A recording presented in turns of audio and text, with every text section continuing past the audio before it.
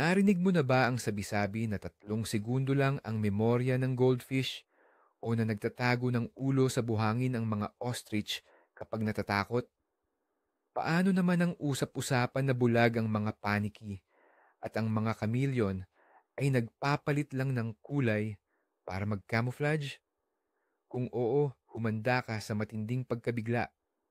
Ngayon, babaklasin natin ang 50 pinakamatitibay at pinakapopular na mito tungkol sa mga hayop, mga bagay na halos tiyak na inakala mong katotohanan sa buong buhay mo.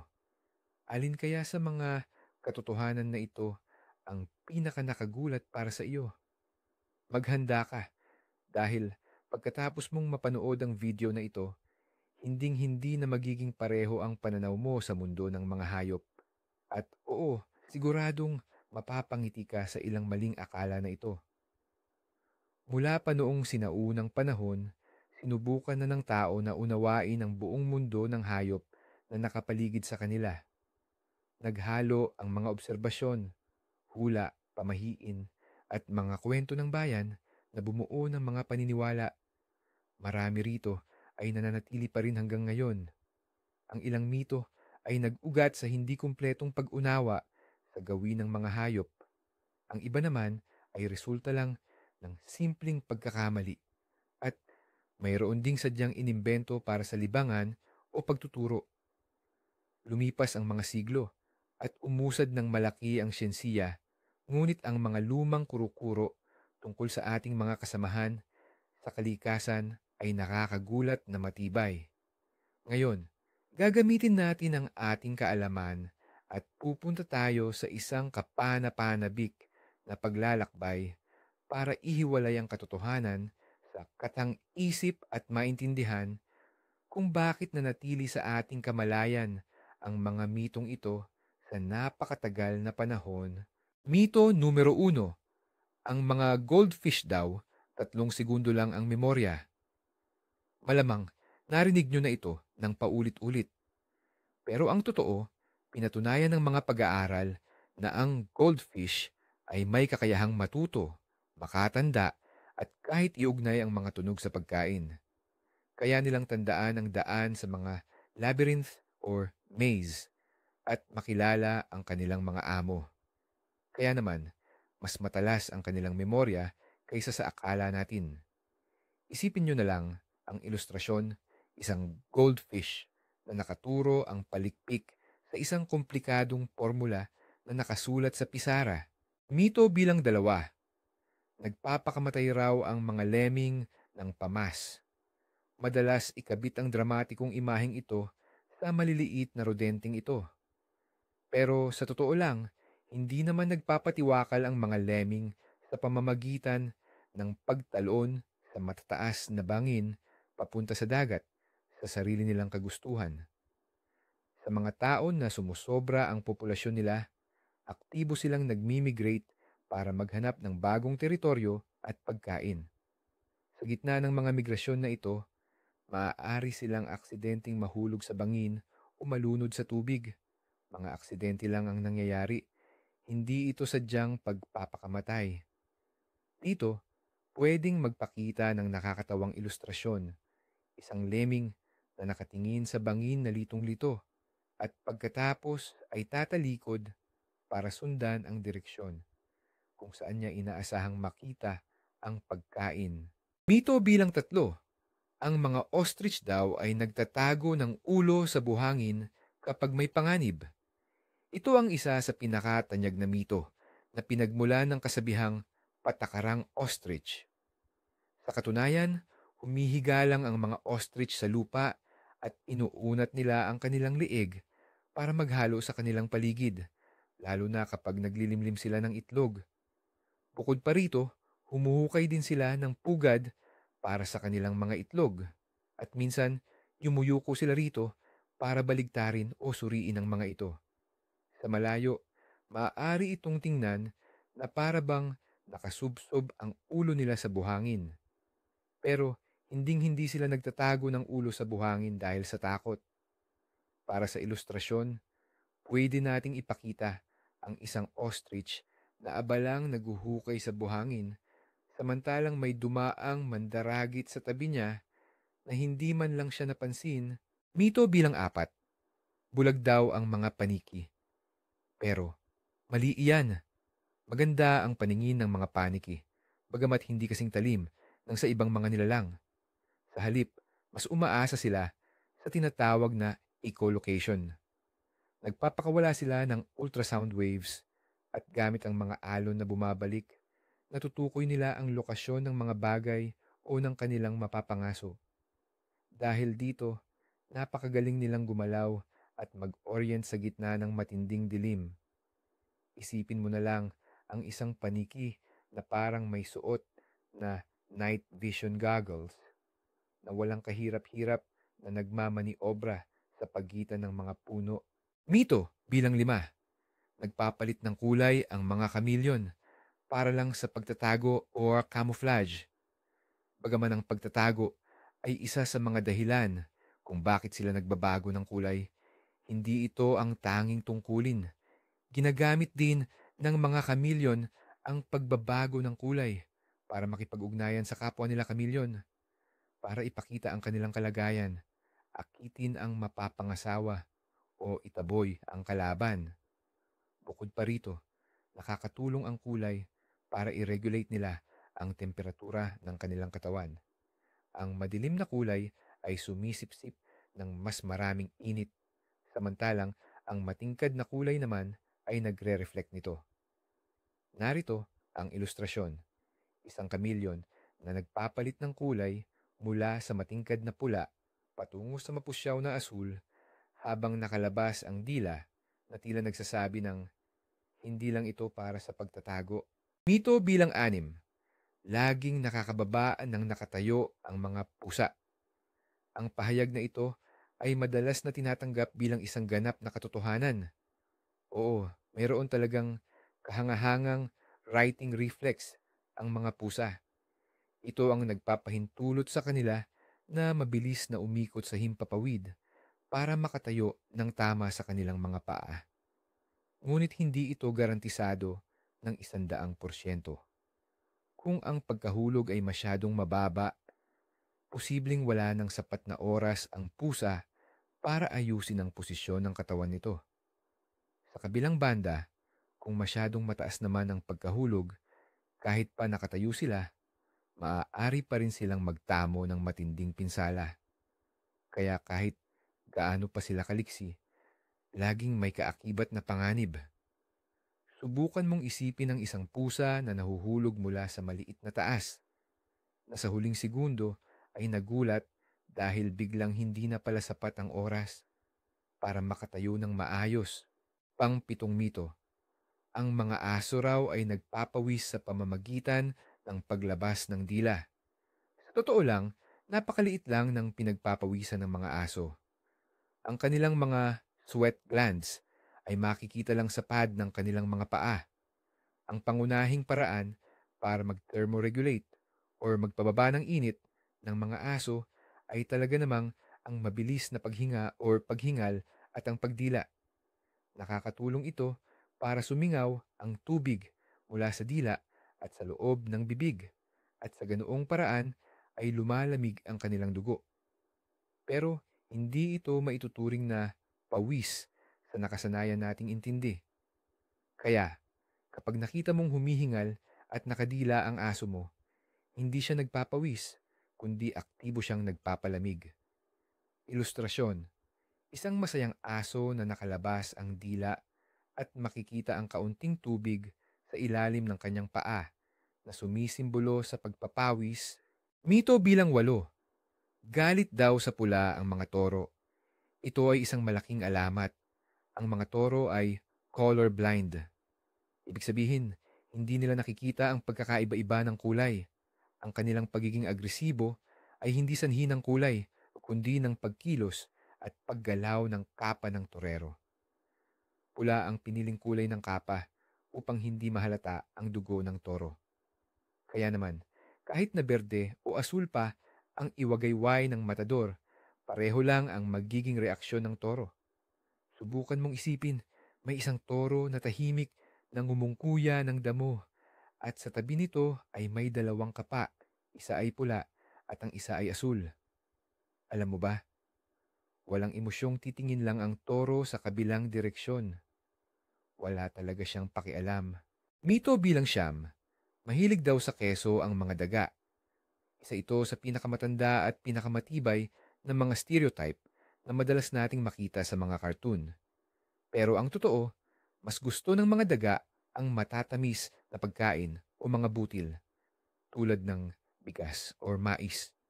Ang mga keso, lalo na yung mababaho at matatapang ang amoy, ay hindi talaga nakakaakit sa kanila. Sa katunayan, maraming uri ng keso ang ayaw na ayaw talaga nila.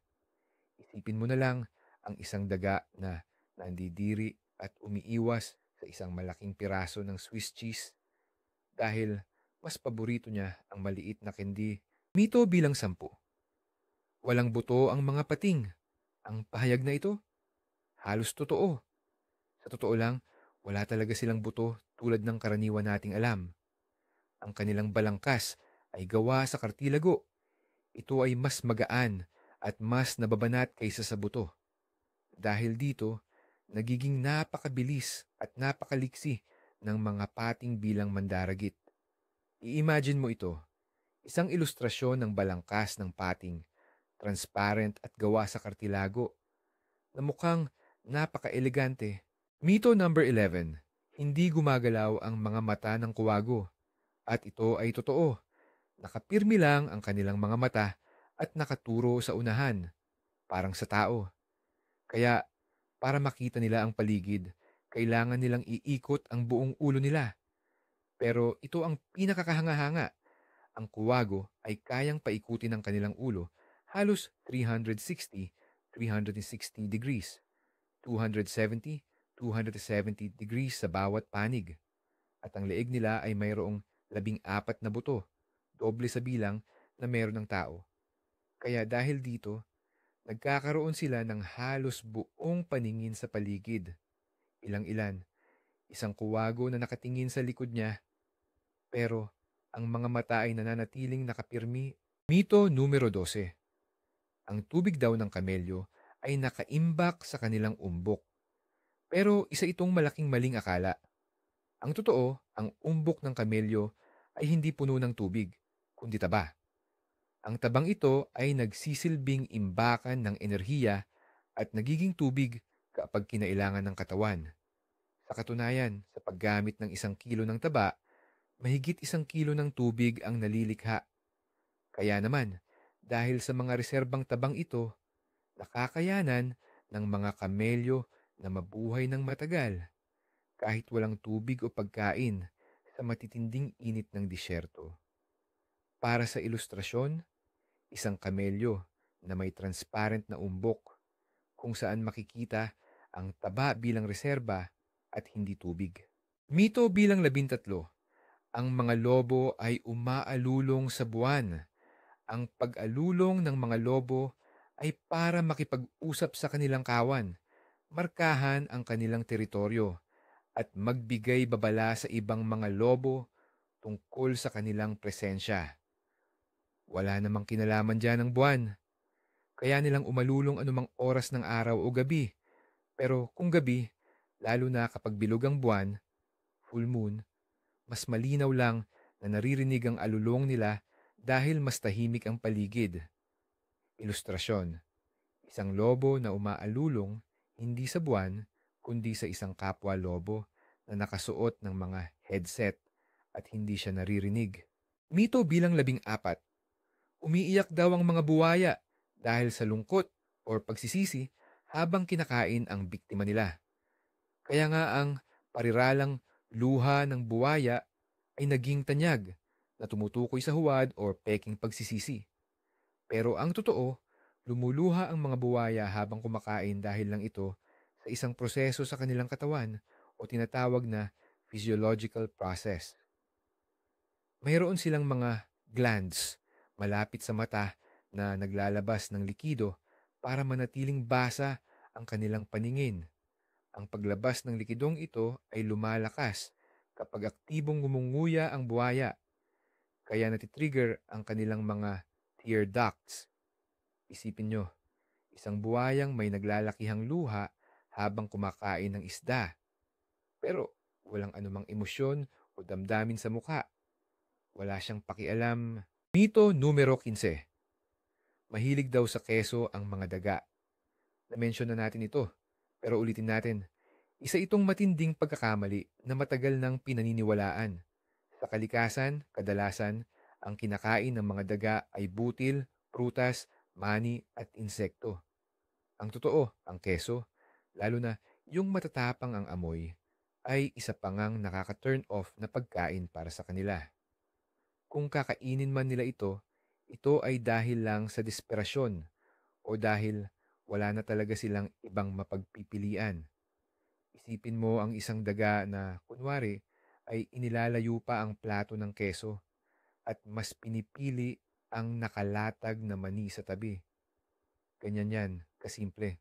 Mito Bilgam 16. Nagbubuka ng buntot ang paboreal para lang mapahanga ang babae. Ngunit kalahati lang yan ng katotohanan.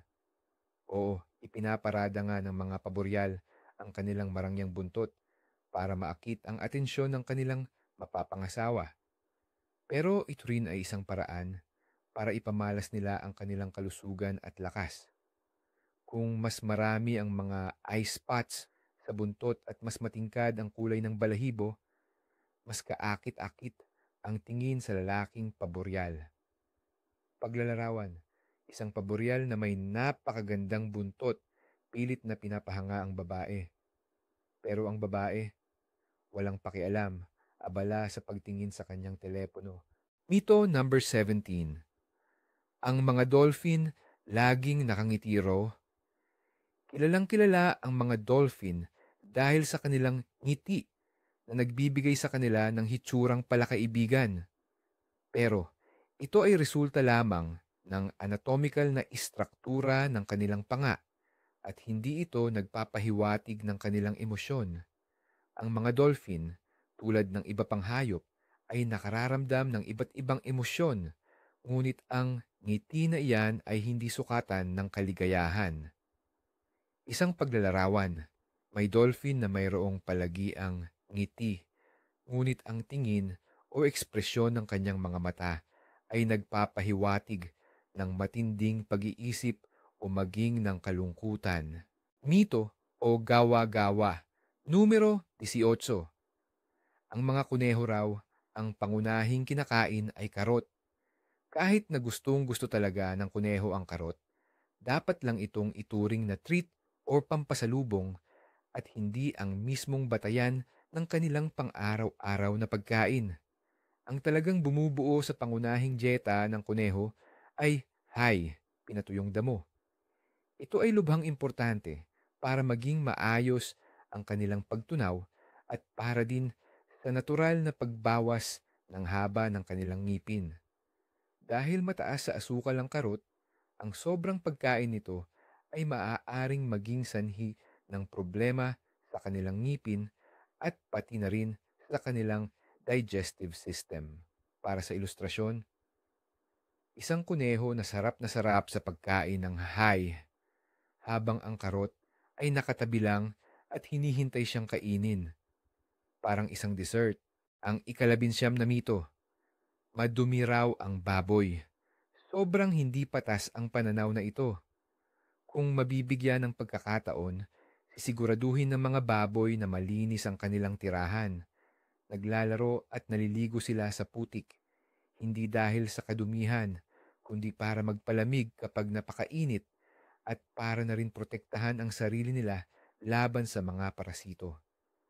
Kakaunti lang kasi ang mga glands na naglalabas ng pawis sa katawan ng baboy, kaya ang pagligo sa putik ay ang tanging paraan nila para sa pagsasaayos ng temperatura. Paglalarawan, isang baboy na masayang naliligo sa isang malinis na lawa at hindi sa maruming lusak. Mito 20. Takot daw ang elepante sa daga. Ang alamat na ito, malamang, ay nag-ugat sa reaksyon ng elepante sa biglaang paggalaw, hindi dahil sa mismong daga. Ang mga elepante ay may matalas na pandinig at paningin at isa pa, napakasensitibo ng kanilang balat. Kaya kapag may daga na biglang dumaan sa paanan nila, ang ikinagugulat ng elepante ay ang mabilis na pagkilos at hindi mismo ang maliit na pesteng iyon. Para mas maintindihan ito, isipin mo ang isang malaking elepante na tumalon sa gulat ng may munting daga na biglang dumaan sa tabi ng paa niya.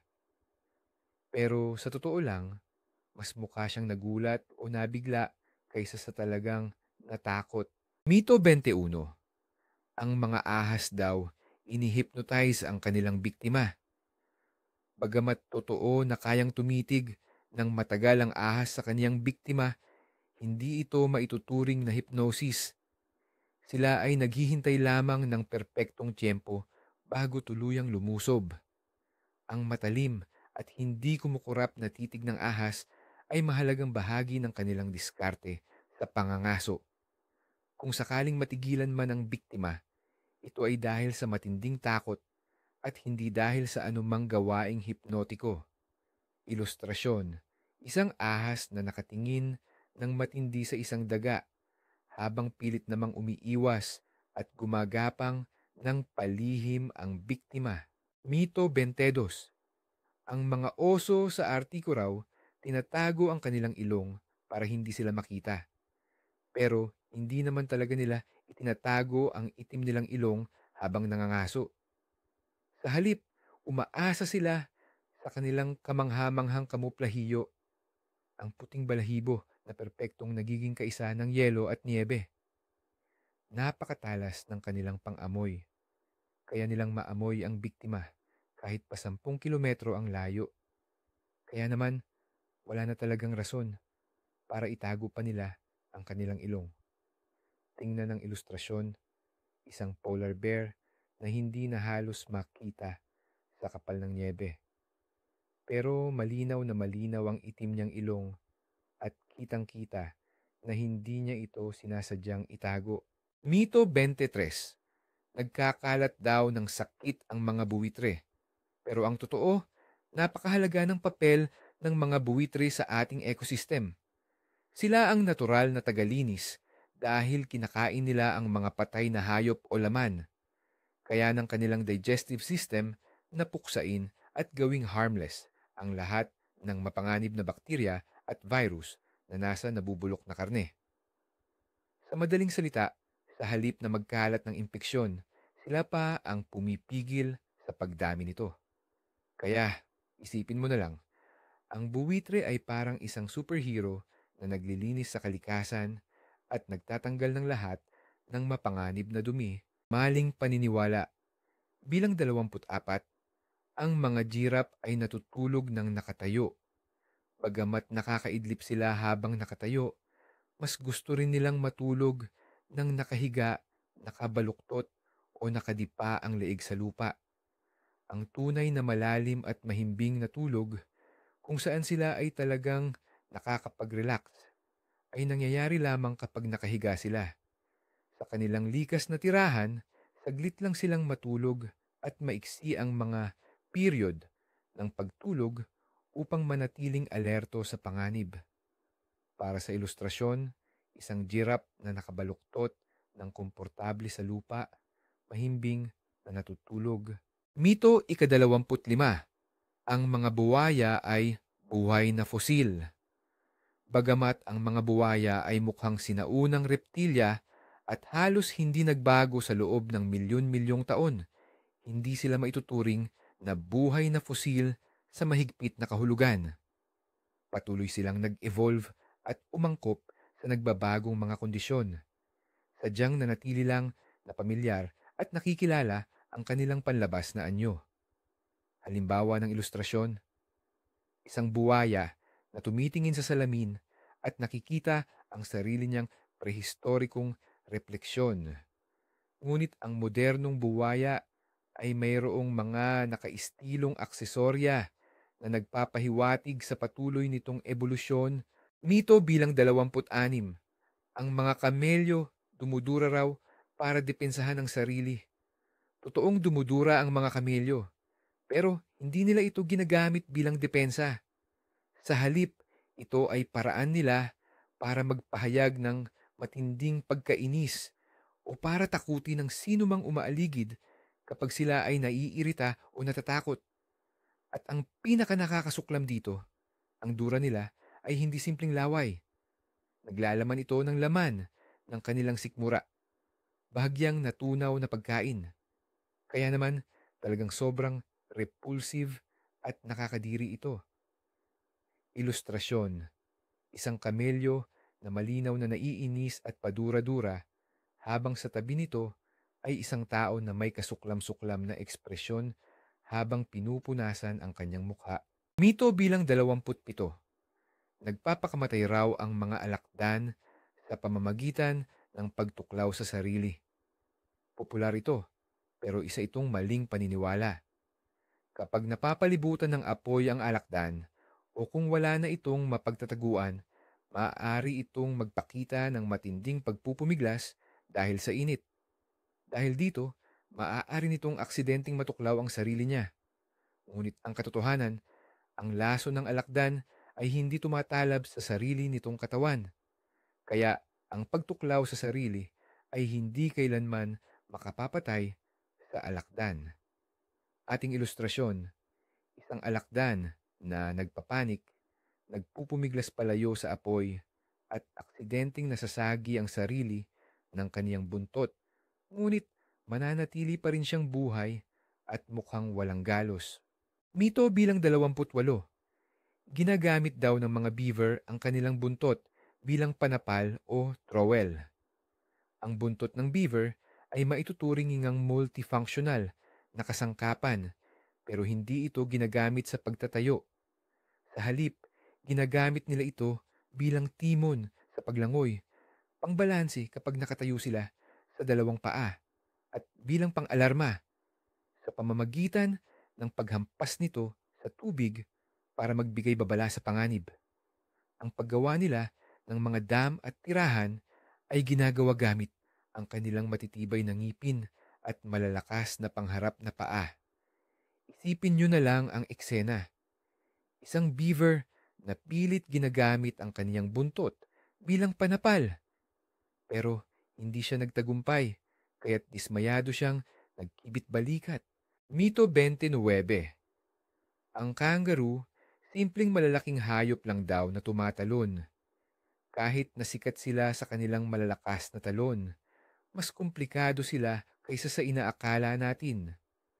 Nagagamit nila ang kanilang buntot bilang panlimang paa para balansehin ang sarili. At minsan, para din sa pag-atake. At ang kanilang mga supot ay hindi lang simpleng bulsa, kundi napaka-organisadong incubator para sa kanilang mga anak. Ilustrasyon, isang kangaroo na ginagamit ang buntot bilang dagdag na suporta habang gumagawa ng akrobatikong galaw. Samantala, may sumisilip na mausis ang mukha ng sanggol mula sa supot nito. Mito bilang 30. Nagdadala raw ng kulugo ang mga palaka. Ang lumang pamahiing ito ay walang katotohanan at walang anumang basehan sa siyensya. Ang kulugo ay dulot ng human papillomavirus o HPV. Hindi ito lumalabas dahil sa paghawak ng palaka o kaya ito ad. Para sa ilustrasyon, may taong nag-iingat habang nakatingin sa palaka. Pero may kulugo na pala siya sa kamay.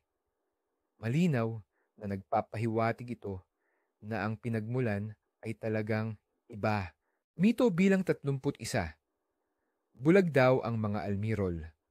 Totoong napakaliit ng mga mata ng mga almirol o moles. At kadalasan, natatabunan na ito ng kanilang balahibo. Kaya naman, mahina talaga ang kanilang paningin. Gayunpaman, hindi naman sila lubusan o total na bulag. Kaya pa nilang makita ang pinagkaiba ng liwanag at dilim at maging ang anumang paggalaw. Pero sa paghahanap ng daan sa loob ng kanilang mga tunnel sa ilalim ng lupa, mas umaasa at nagtitiwala sila sa kanilang pang-amoy at pandama. Para sa ilustrasyon, isipin ninyo ang isang almirol na nakasuot ng salamin, nakakunot noo habang pilit na sinisilip ang isang bagay sa malayo. pero ang kanyang ilong naman ay walang tigil sa pagtuklas ng mga amoy. Mito 32. Hindi raw nakakaramdam ng sakit ang mga isda. Matagal nang kumalat ang maling akala na ito. Pero pinapakita ng modernong siyentipikong pag-aaral na ang mga isda ay may tinatawag na nociceptors o pain receptors at sila ay may kakayahang makaramdam ng kirot at paghihirap.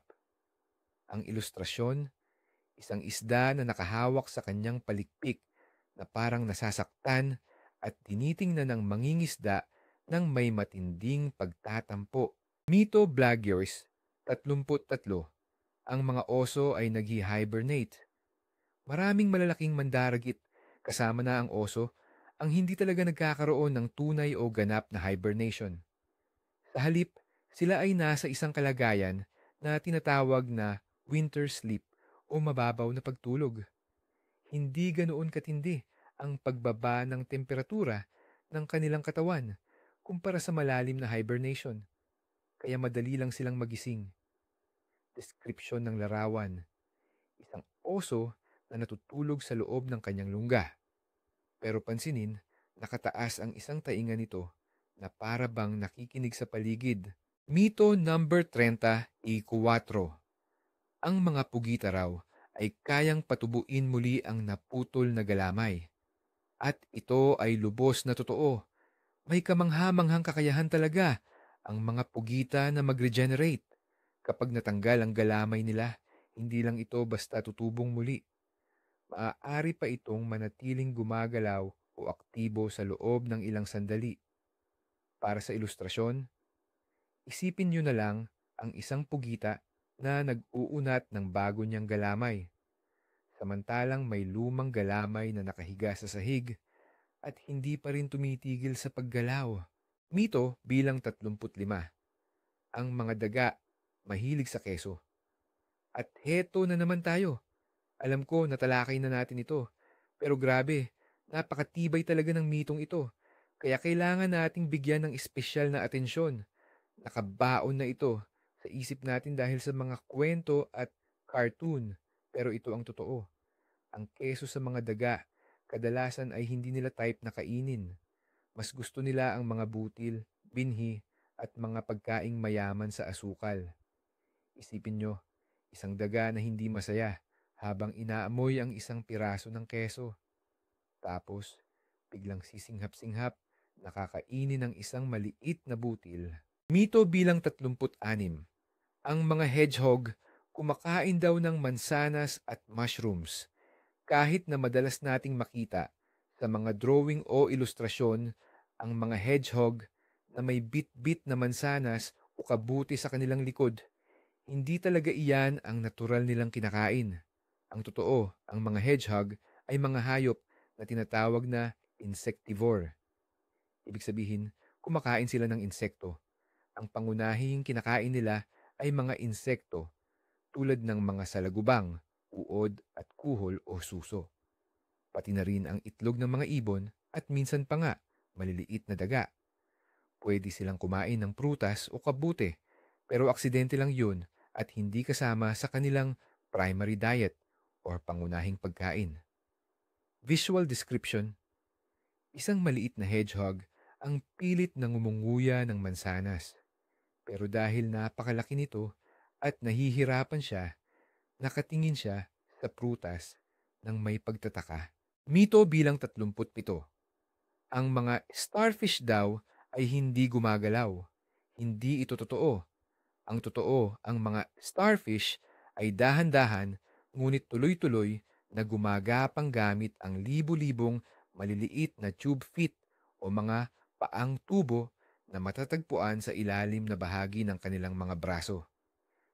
Ginagamitan nila ito ng isang hydraulic system para makapaglakbay. Para sa ilustrasyon, isipin ang isang starfish na dahan-dahan ngunit may direksyong gumagapang sa sahig ng karagatan na nagiiwan ng bakas sa kaniyang dadaanan. Mito bilang 38. Aayawan daw ng ibon ng sisiw nito kapag nahawakan ng tao. Isa ito sa pinakalaganap na maling paniniwala.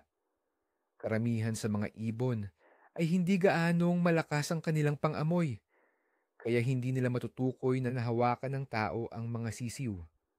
Maaaring iwanan nila ang kanilang mga sisiw kung makaramdam sila ng matinding panganib, pero hindi ito dahil sa amoy ng tao. Halimbawa, may ibon na payapang bumabalik sa pugad nito matapos maingat na siya sa atin ng isang tao, ang sisiw. Mito bilang 39, ang mga chimpanzee ay unggoy. Ang mga chimpanzee tulad ng gorilla, orangutan at tao ay kabilang sa pamilya ng hominids o mas kilala bilang great apes. Ito ay isang hiwalay na pamilya na may malaking pagkakaiba sa karaniwang unggoy. Halimbawa, wala silang buntot at mas sopistikado ang kanilang utak.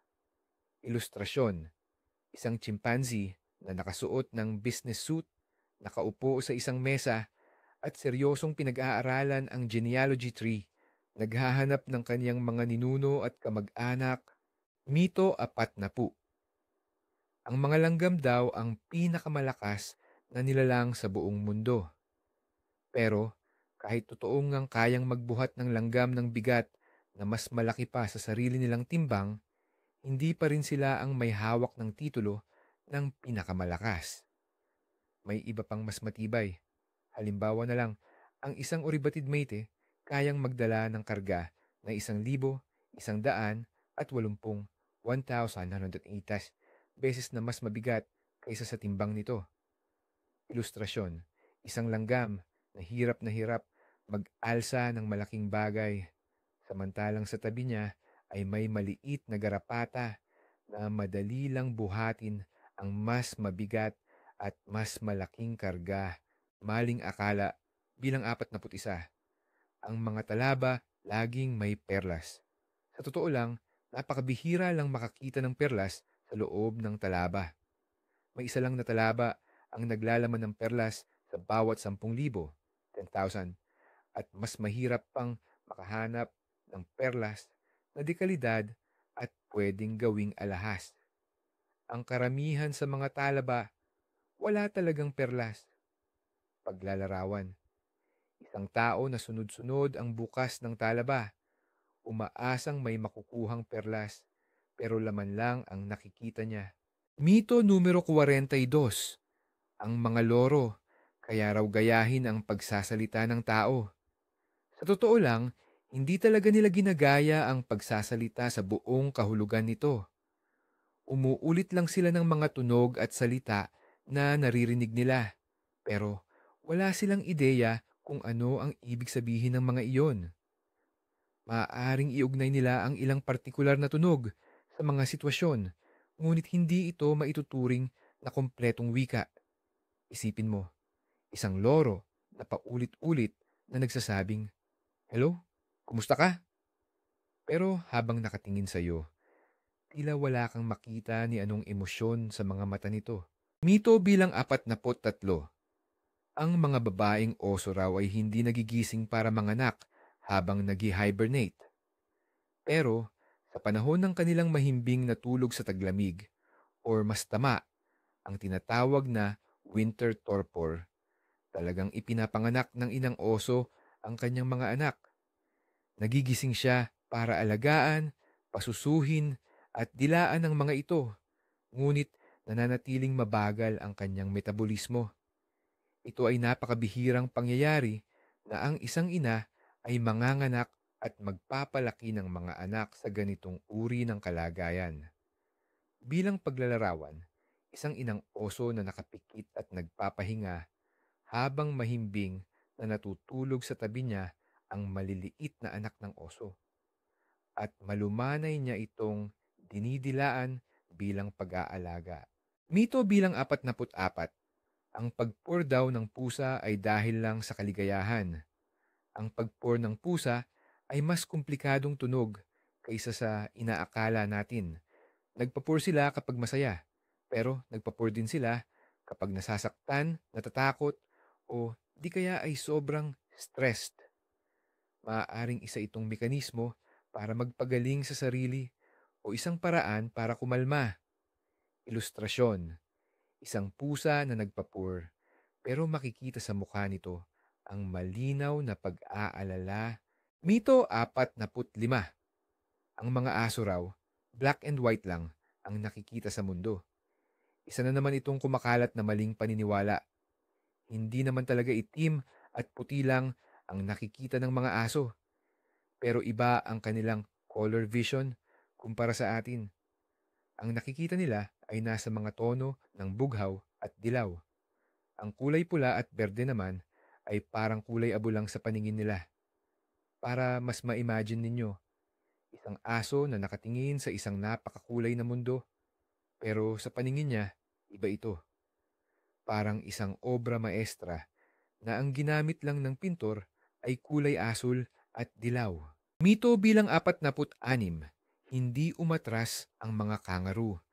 Talagang hirap na hirap silang umatras dahil sa kakaibang pagkakabuo ng kanilang mga binti at buntot. Pero hindi ito nangangahulugang imposible na itong mangyari. Sa napakabihirang pagkakataon, nakakagawa sila ng ilang hakbang paatras, pero hindi ito ang kanilang natural na pamamaraan ng paggalaw. Para sa ilustrasyon, isang kangaroo na sige ang kayod para lang makaatras, pero halatang napaka-awkward at hindi komportable ang binitawan niyang mga hakbang. Mito bilang 47. Ang mga paniki ay ibon. Mali. Ang mga paniki ay ang tanging mga mamalya na may kakayahang lumipad at ginagawa nila ito ng aktibo.